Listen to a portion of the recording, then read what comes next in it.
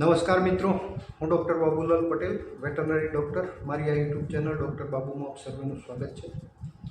મિત્રો, આજનો મારો વિડીયોનો વિષય છે એન્ટી સ્નેક વેનમ સિરમ કઈ રીતે બને છે.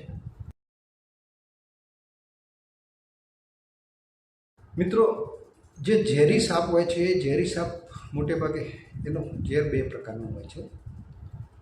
એક તો ન્યુરોટોક્સિક અને બીજું હિમોટોક્સિક. એટલે જે ન્યુરોટોક્સિક સાપ જે કોઈ માણસ કે પશુને કરડે એટલે એનું શરીર ધીમે ધીમે લકવો મારી જાય છે. એને નર્વાઇન સિમ્ટમ્સ આવે છે અને ધીમે ધીમે લકવો પડે છે અને લકવાના લીધે એનું ફેફસું અને હૃદય ધીમે ધીમે બંધ પડી જાય છે અને માણસ કે પશુનું મૃત્યુ થાય છે.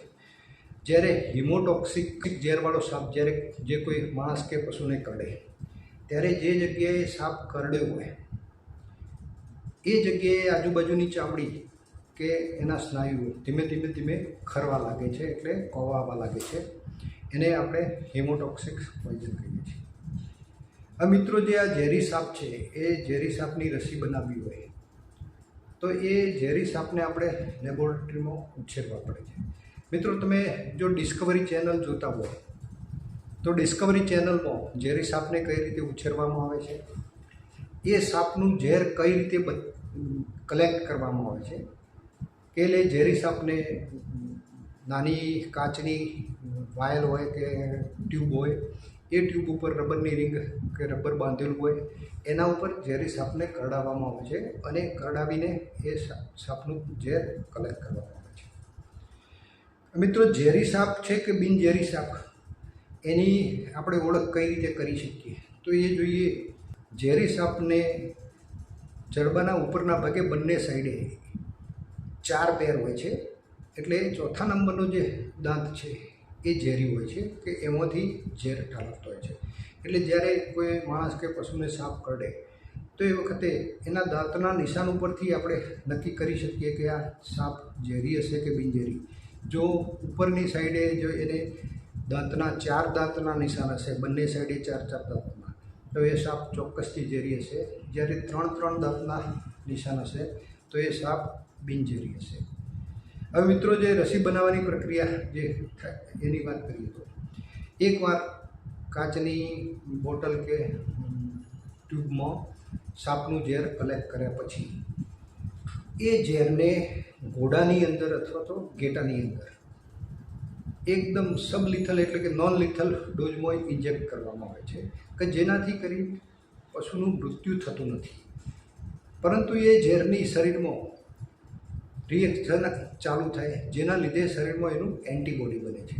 એટલે એકવાર એન્ટીબોડી બનવાનું જે ઇન્ક્યુબેશન પીરિયડ પૂરું થાય પછી એ પશુના શરીરમાંથી એકાંતરે એટલે સમય પ્રમાણે ગાળે એનું બ્લડ કલેક્ટ કરી લેવામાં આવે છે અને આ કલેક્ટ કરેલું બ્લડ એમાંથી સિરમ છૂટું પાડવામાં આવે છે. એ જે સિરમ છૂટું પાડવામાં આવે એ સિરમને પ્રોસેસ કરીને એની અંદર જો કોઈ પ્રિઝર્વેટિવ નાખવાનું હોય તો એ નાખી અને એને ચિલ્ડ કરવામાં આવે છે.